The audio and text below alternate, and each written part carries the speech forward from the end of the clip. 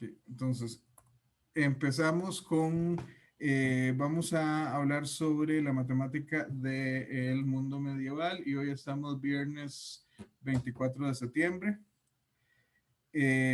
Como siempre, hay alguna cita. George Sarton, que es uno de los varios historiadores de la matemática, matemáticos e historiadores de la matemática, que dice que es suficiente mencionar algunos nombres gloriosos sin contemporáneos equivalentes en Occidente. Jabir ibn Hayyan, al-Kindi, al-Khwarizmi, Omar Khayyam, una lista fácilmente extendible. Si alguien te dice que la Edad Media fue científicamente estéril, simplemente menciona estos nombres quienes florecieron en el periodo entre 750 y el 1100 de la era común. Y sí, o sea, es lo que hemos estado hablando. Nuestra historia es muy, se centra mucho en Occidente y particularmente en Europa, al menos hasta el siglo XVII, siglo XVIII. La historia que nos llega ahora es profundamente sesgado hacia historia de Europa o hacia historia de lo que Europa hizo, lo que europeos hicieron en otros lugares del mundo. Pero a pesar de que durante la Edad Media Europa estaba uh, esencialmente experimentando un periodo muy árido intelectualmente, y también la vida en Europa no era así como excelente en ese tiempo, salvo que usted fuese de la nobleza. En el mundo musulmán, y como vimos la clase pasada también en India, eh, la historia era otra. Okay. Las fuentes, como siempre, citan sus fuentes. En este caso, la mayor parte de lo que estoy hablando viene del Burton, pero en ciertas partes sí me apoyé un poco en el Cook y en el Merzbach. Y empecemos a hablar de dónde estamos ubicados. Entonces, ustedes saben, bueno, no sé si ustedes saben, pero en el siglo sexto, no recuerdo el año exacto, pero es alrededor de mitad del siglo sexto, el 550, 560 por ahí, nace Mahoma o Muhammad, que se convierte en un líder religioso y hoy más de 1.000 millones, creo que son 1.200 millones de personas que procesan profesan la fe musulmana, lo consideran el principal profeta de su religión. Y esencialmente la mayor parte de su vida pasa en lo que nosotros llamamos la península arábica. O sea, estamos hablando de esta masa de tierra que esencialmente está entre el Mar Rojo y el Golfo Pérsico. Uh, o si lo quieren ver así, entre el continente europeo y el continente asiático, realmente se toma como parte de Asia. Aunque a veces es difícil ver cuál es la definición de continente que de alguna manera nos dice desde un punto de vista geográfico que África, Asia y Europa son continentes distintos, ¿verdad? O sea, hay diferencias culturales, pero y razones históricas por esa división, pero no hay realmente una razón geográfica. Pero en fin, la Meca, Medina, Taif, esas son, de hecho, son algunas de las principales ciudades de la fe musulmana. De hecho, yo creo que, no sé si ustedes han escuchado, pero usualmente se dice que todos los musulmanes deberían hacer en algún momento de su vida un peregrinaje a la Meca. En fin, a pesar de que hoy por hoy esta región es una de las regiones más volátiles del planeta. Eh, Esencialmente fue donde hace 1000 años y entre 1200 años y 1000 años, más o menos, floreció la mayor parte de la cultura. Y mucha de la cultura europea sobrevivió no gracias sobrevivió la Edad Media, no gracias a los europeos, sino gracias eh, a los califatos, al mundo musulmán. Bueno, resulta que eh, eh, Muhammad, es que es difícil pronunciar el ja, Muhammad, porque no es la J de nosotros, es como un poco más. Eh, Él, además de ser un líder religioso, se convierte en un líder político y conquista una gran parte de la península. Esta parte verde que vemos acá es lo que los dominios de Mahoma para el final de su vida. Luego empiezan los primeros 4 califas. Esto creo que es como 50 años lo que en el tiempo en el que llegan a dominar a toda esta área. Y es bastante impresionante que en tan poco tiempo, en el momento histórico en el que están, lleguen lleguen a dominar un territorio tan grande. En parte porque la geografía de este territorio es complicadita en ocasiones. Y también estamos hablando de un momento en el que el método de transporte más rápido son mediante animales de 4 patas, si lo hace por tierra, o irse por mar, pero de aquí usted tiene que hay lugares de los que es más fácil ir por tierra que por mar, porque tendría que irse por rutas que de hecho para el momento no eran conocidas. ¿Alguna pregunta hasta ahora? Okay. No. Bueno, Todo bien, profe.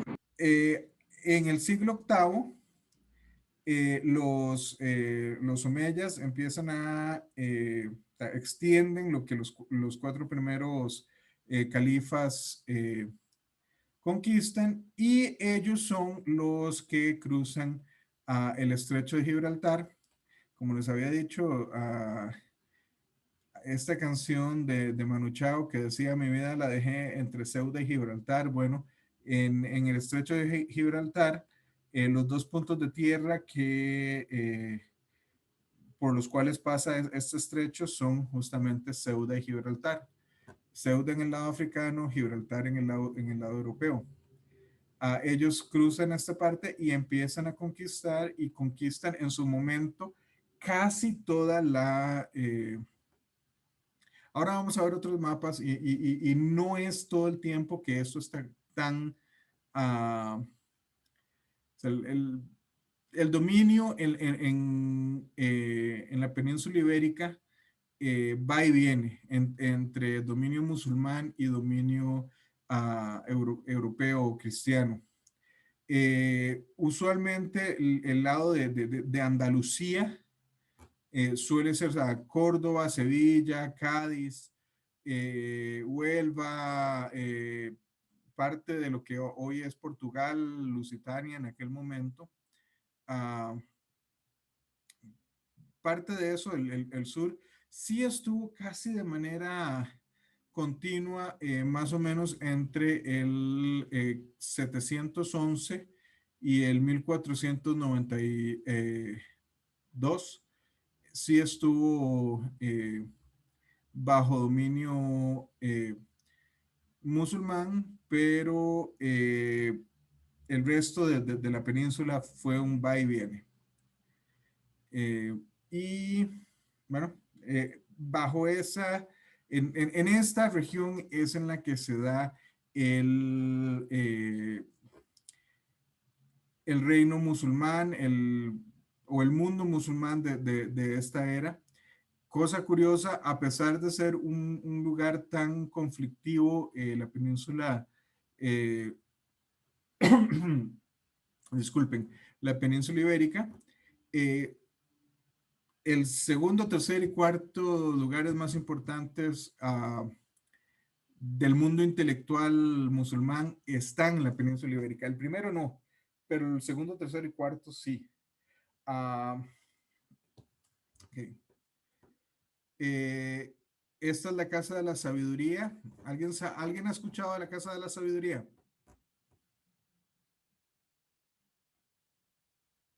Okay, asumo que no. La Casa de la Sabiduría, bueno, aquí lo ven, es un edificio bastante imponente, especialmente considerando que no habían grúas hidráulicas y este tipo de maquinaria cuando fue construida. Pero hasta cierto punto podemos compararlo con lo que fue el museo y la biblioteca de Alejandría. Esencialmente es este lugar donde los califas, al igual que lo hicieron en su momento los faraones y esencialmente mandatarios en todas las eras y en todos los lugares, se han dado cuenta de que sirve desde un punto de vista político, económico, militar, sirve tener personas creativas que se les ocurran cosas nuevas que hacer. Y entonces, usualmente, entre más poder tiene la clase dominante de un cierto lugar, más, más buscan concentrar por decirlo así, los genios de su época. La Casa de Sabiduría de Bagdad es justamente este lugar. No es el único. Córdoba es el segundo, Sevilla es el tercero y se me fue cuál es el cuarto. Estoy tentado a decir que es Cádiz, pero no estoy. No, Toledo. Sí, creo que es Toledo. Eh, que hay lugares parecidos, pero no de tanto prestigio. O sea, si lo pensamos en estos momentos con universidades famosas, la Casa de la Sabiduría era Harvard, mientras que los otros eran, no sé, Georgia Tech, Purdue, Notre Dame, o sea, lugares que uno todavía ha escuchado, pero no tienen el mismo prestigio. Eh, en este lugar no, o sea, se estudia de todo. En la Casa de la Sabiduría hay estudiosos de medicina, hay estudiosos de cartografía, hay estudiosos de leyes, de filosofía, y entre ellos hay estudiosos de lo que reconoceríamos hoy como matemática. O sea, esencialmente lo que estaban haciendo era matemática. No todos ellos necesariamente eran exclusivamente matemáticos. En mucho de este tiempo, eh, mucha de esta gente era bastante polímata.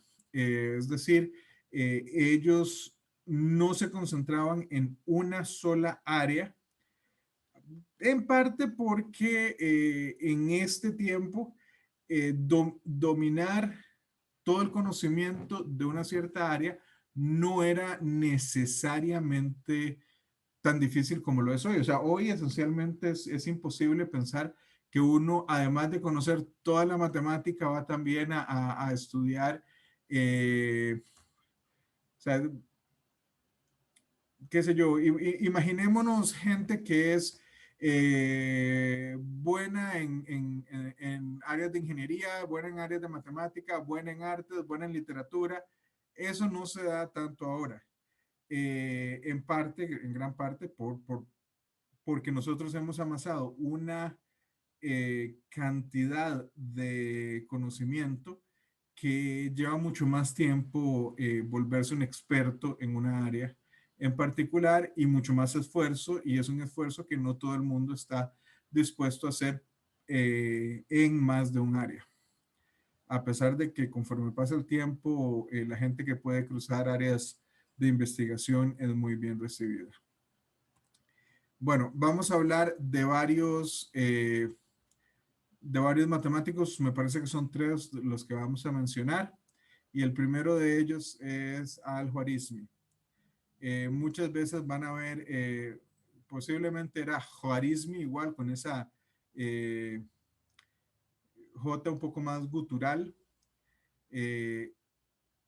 pero bueno, ¿ustedes qué dirían? ¿Qué palabras conocen que posiblemente vengan del nombre de Al-Khwarizmi?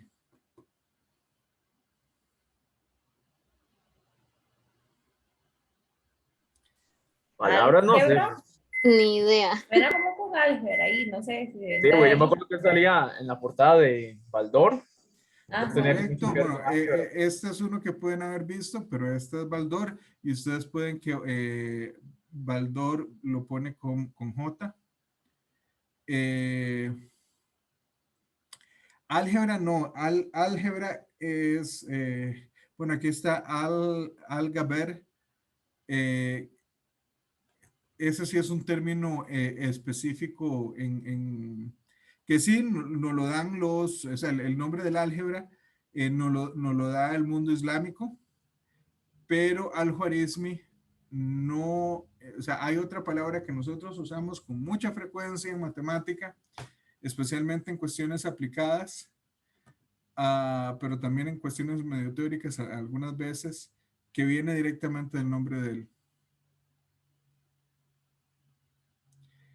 Ok, si ustedes van a hacer una división, ¿qué usan? ¿Un algoritmo, profe? El algoritmo de la división. Precisamente, gracias Ariana, al-Khwarizmi nos da el nombre de algoritmo. Uh, bueno, al-Khwarizmi vive algunas décadas después el mapa que vimos. El mapa que vimos terminaba en el 750. Al-Khwarizmi, nuevamente, estas fechas no necesariamente son tan fiables como podemos saber las fechas de nacimiento y fallecimiento de algunos personajes históricos más modernos, pero por lo menos son un aproximado. Él es de hecho muy conocido por varias de las cosas, era esencialmente el genio en matemática de su época. Y una de las cosas, creo que cuando vimos lo de la matemática en India medieval, habíamos hablado que creo que fue Brahmagupta que da la fórmula o una versión de la fórmula general. Eso tendría que revisar el video, pero me parece que sí, la fórmula general de la solución de una ecuación cuadrática. Al-Khwarizmi no solo la da, y muy posiblemente él llegó a ella de forma independiente, sino que nos da la manera en la que llega a la fórmula. O sea, nos dice cómo la deduce. Esencialmente, lo que nosotros diríamos hoy por hoy, la demuestra. Entonces, nosotros claramente podemos encontrar una forma de expresar un polinomio cuadrático de esta manera. O sea, si tenemos una ecuación x cuadrado más bx más c, podemos poner x cuadrado más bx igual a menos c, ¿verdad? Entonces siempre podemos ponerlo de este orden. ¿Qué es lo que, disculpen, qué es lo que Al-Khwarizmi hace? Bueno, Al-Khwarizmi nos dice, si usted tiene esto de esta manera, pues usted puede darse cuenta que cuando usted tiene, veámoslo de esta manera, tomemos esto, px puede ser visto como 2p medios por x. Lo que hacemos es completar el cuadrado con p medios al cuadrado o p cuadrado cuartos, como quieran verlo, que nos da este x más p medios todo al cuadrado. Y esto va a ser igual a q más lo que agregamos para completar el cuadrado, más P medios al cuadrado. Bueno, y podemos olvidarnos de la parte que está en el centro, tomar la raíz cuadrada y pasar el P medios a restar al otro lado. ¿Qué notan ustedes acá? ¿Qué es lo primero que notan de esta solución que se está dando?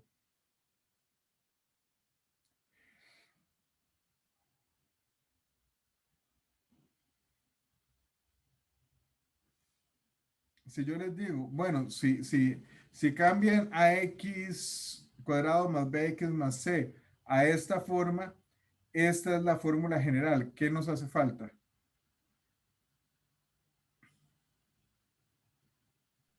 Dividir La otra raíz, profe, ¿no? La segunda raíz, o dicho de otra manera, cuando saca esta raíz cuadrada, algoritmo considera solo la raíz cuadrada positiva. Lo cual no es del todo extraño en esta época. Acordémonos que por muchísimo tiempo la gente no pensaba que los números negativos tuviesen sentido. Entonces, si los números, o sea, si no tiene sentido decir que algo es, o sea, el número -5, o sea, que es algo menos que la nada, si para ellos no tiene sentido, pues tampoco va a tener sentido ver la raíz negativa de cuando uno saca una raíz cuadrada.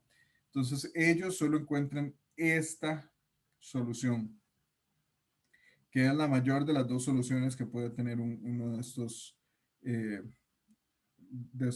polinomios o de estas ecuaciones. El segundo de los matemáticos que vamos a hablar, y mentira, yo creo que son 4, no 3. Abu Kamil vive esencialmente, si lo vemos así y si creemos las fechas, el año que Al-Khwarizmi muere, Abu Kamil nace, y entre las cosas que él hace, se encarga de ciertas divisiones, de ciertos tipos de ecuaciones. Por ejemplo, imagínense esto, dividir 10 unidades de manera que la suma de la división de cada parte por la otra dé el resultado de 4 1/4. ¿Qué creen que está haciendo él ahí?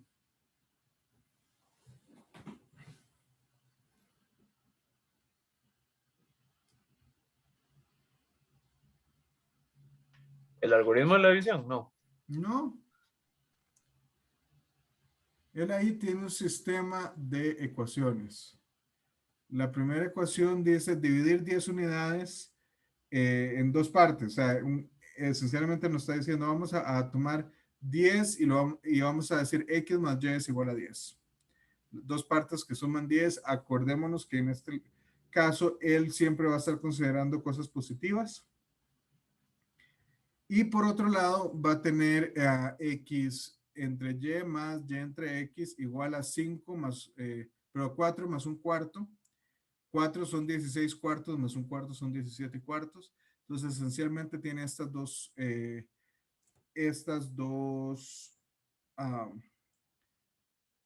ecuaciones. ¿Alguien tiene alguna idea de cuáles son las soluciones? Yo creo que no las doy. No sé si las doy. Profe, yo lo que iba a preguntar es que dice dividir 10 unidades de manera tal que la suma de la división de eso. Ok, esa X más Y no igual a 10 no lo está diciendo explícito, pero se toma por justamente lo que dice de las 10 unidades. Exactamente. Y se toma como en este caso, lo que Abu Kamil está haciendo es esencialmente lo que nosotros conocemos como ecuaciones diofánticas. O sea, él va a considerar solo aunque el procedimiento es completamente algebraico, él está buscando él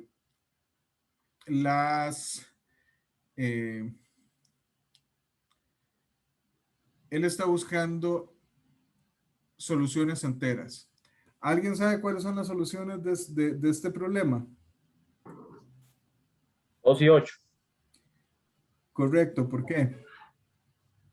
Estaba probando números y me funcionó. Bueno, esencialmente es, si usted dice, usted tiene 4 más un cuarto, de una forma heurística, usted podría decir, bueno, Si X más Y, X entre Y más Y entre X es 4 más un cuarto y estos dos, cada uno es el inverso del otro, pues sería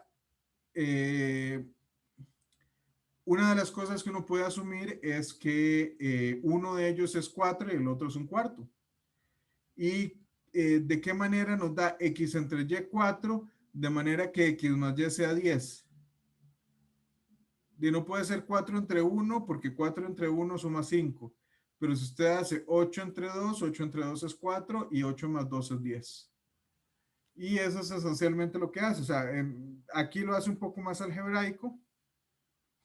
Lo que hace es, bueno, factor común y tira el denominador a multiplicar al otro lado. Hace la sustitución de una variable con respecto a la otra. Sustituye y encuentra que X igual 2, por ende Y igual 8. Aquí claramente, de alguna manera está asumiendo que la primera parte es más pequeña que la segunda, porque usted hace Y igual 2 y X igual 8 y le da exactamente el mismo resultado. Entonces, esas dos son esencialmente las dos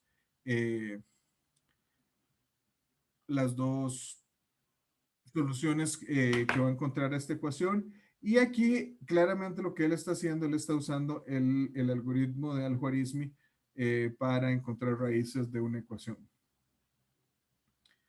Bueno, aquí está otra manera en la que considera hacerlo, es decir, bueno, si usted tiene X más Y igual 10, usted puede imaginarse, bueno, si asumimos que X es el más chiquito, entonces X es 5 menos algo, porque como es el más pequeño, va a ser menor que la mitad de la cantidad, ¿verdad? Menor o igual. Pero si tenemos que X es 5 menos Z en este caso, y X más Y igual 10, pues Y necesariamente tiene que ser 5 más Z.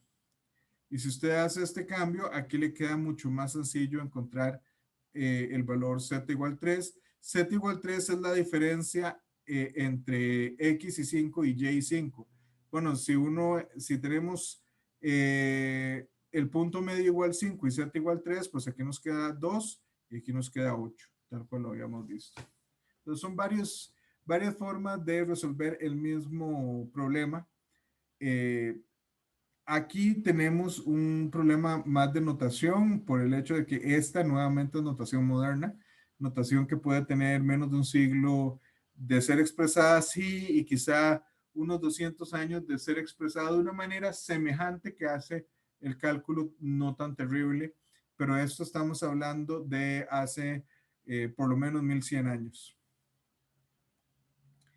El tercero de los que vamos a hablar es David Ibn Qurra, que si se dan cuenta, ven están haciendo casi al momento en el que fallece Abu Kamil, unos años antes. Uno estaría muy tentado a decir que por las fechas, que esas fechas posiblemente hay un poquito más de seguridad, pero nuevamente en este tiempo es difícil de decir. Y lo primero por lo que conocemos a David Ibn Qurra es por una generalización del teorema de Pitágoras. Esencialmente, él encuentra esta manera de hacer el cálculo. O sea, si usted tiene este triángulo, usted va a tener que AB cuadrado más AC cuadrado va a ser BC cuadrado más 2 AB por AC por el coseno de A. ¿Qué sucede? Bueno, y aquí está, en realidad nosotros lo expresamos así de manera moderna, pero en realidad lo que hace es hacerlo de esta manera, o sea, es expresarlo geométricamente. ¿Qué sucede?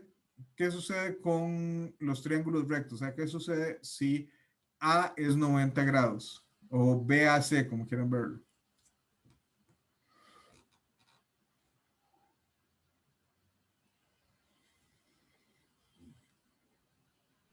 El coseno se hace 0, creo que es. Es coseno 90, ajá. Correcto, el coseno Se de va toda esa parte. el coseno de A es 0. Entonces, después de este más, esto se cancela porque es 0 y nos queda el teorema de Pitágoras. ¿Alguien, eso nosotros le tenemos un nombre diferente al día de hoy?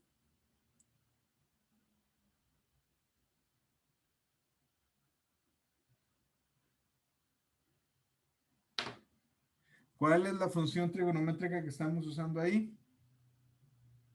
¿Esa es la ley de cosenos? No. Esa es la ley de cosenos. Ajá.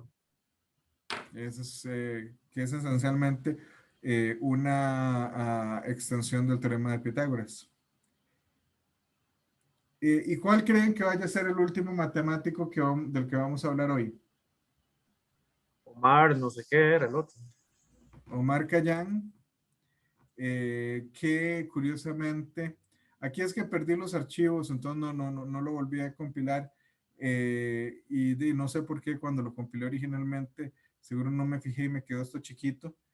Debería quedar aquí como los dos. Esto es un busto y esto es una pintura hecha de Omar Khayyam.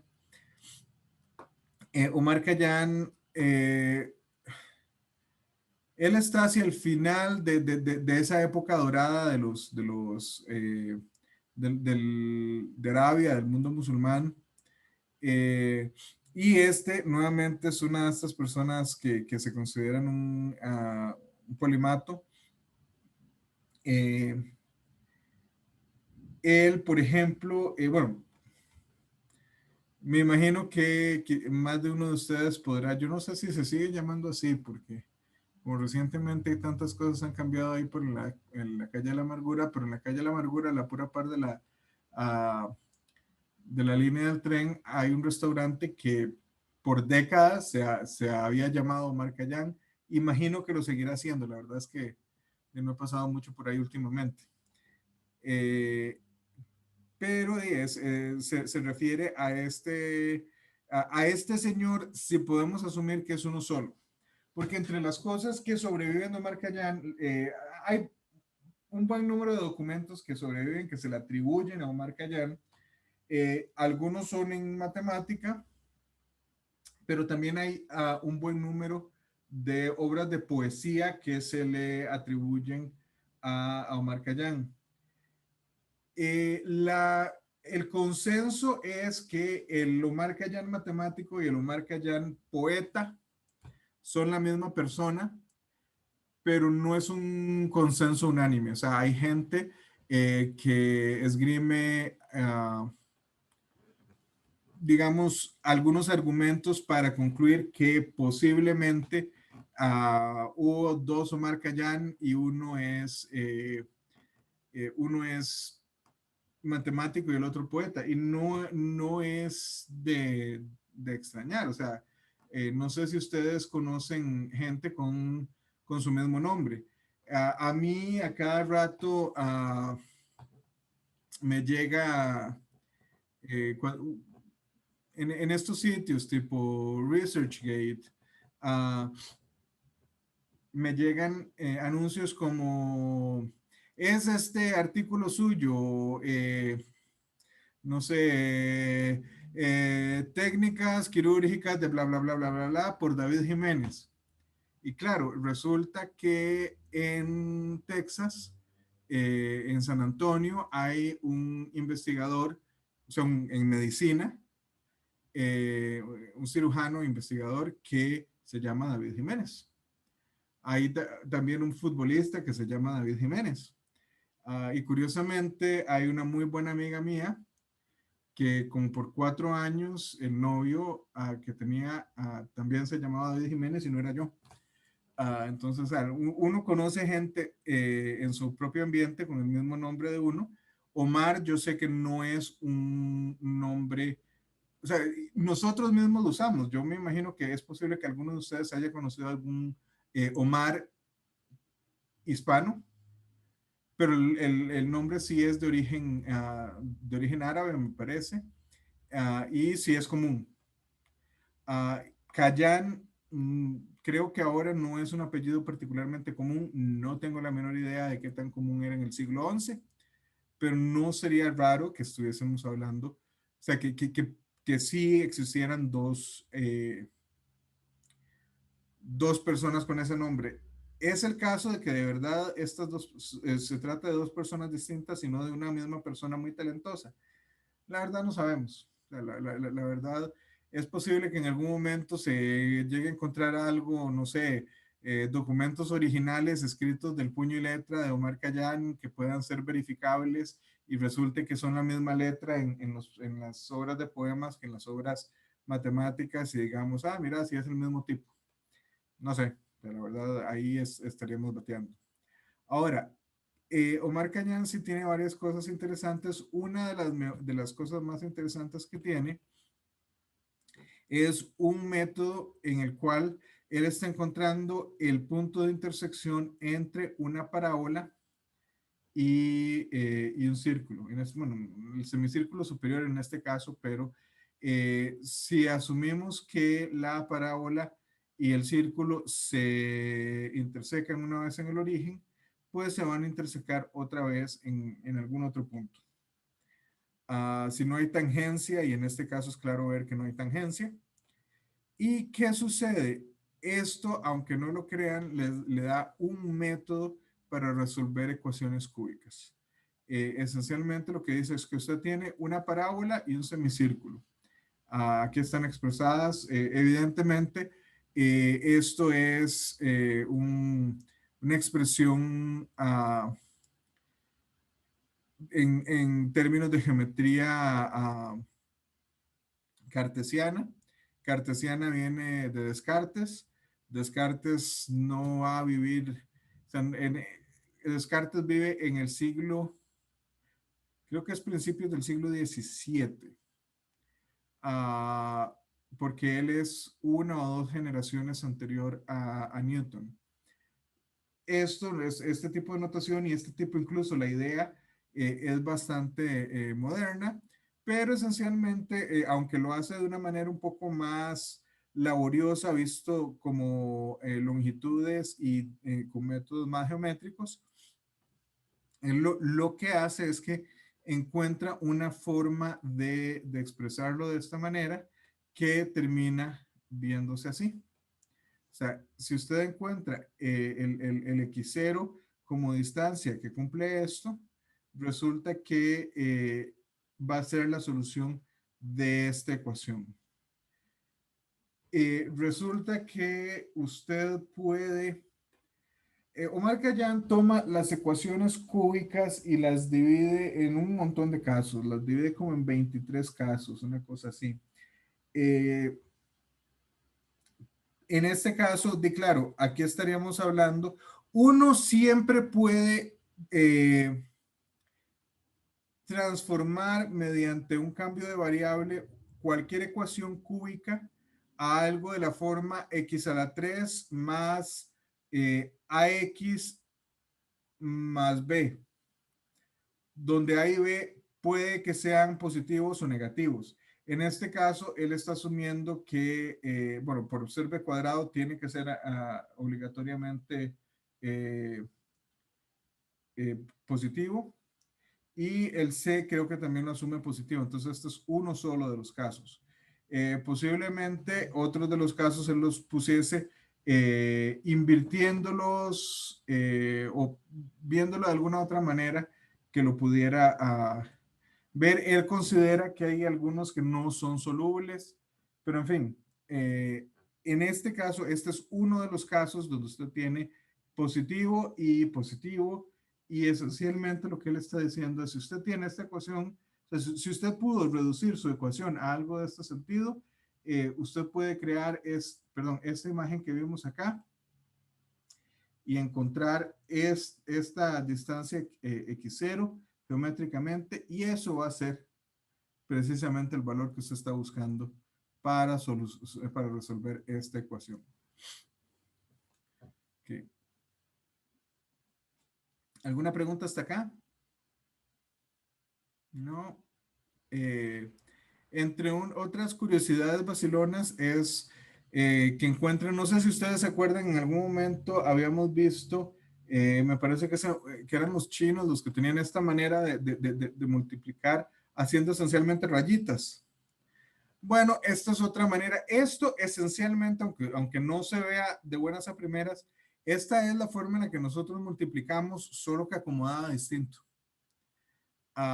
¿Qué es lo que aquí usted está multiplicando 524 por 783? ¿Y qué es lo que hace? Usted lo hace como una matriz de números de 2 dígitos. Y usted dice 4 por 3, 12. Entonces 1 y 2. A 4 por 8, 32. 3 y 2. 4 por 7, 28. 2 y 8. Y así lo hace con todos los números. Completa esto. Y después nada más empieza a sumar en este sentido. Se empieza, ok, aquí son 2. Pues solo hay un número.